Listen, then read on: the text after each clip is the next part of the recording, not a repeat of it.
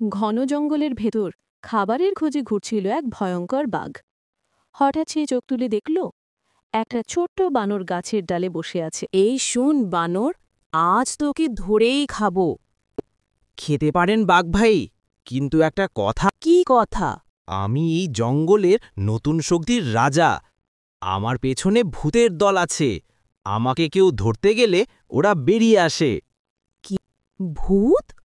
কোথায় তারা? ওদের ডাকলেই আসে। ওরা এখনই কাছেই আছে। ঠিক তখনই বাতাসে শুকনো পাতার শব্দ হল। ঝাপাঝাপ। বাঘ মনে করল এটা বুঝি ভূতদের শব্দ। ওই পাতার শব্দটা, এটা কি ওদেরই? হ্যাঁ, তুমি যদি আমাকে খেতে যাও ওরা রেগে যাবে। না না, আমি ভয় পাই। আমি তোমার সাথে বন্ধুত্ব করতে চাই। তাহলে কথা দাও, ছোট প্রাণীদের আর ভয় দেখাবে না।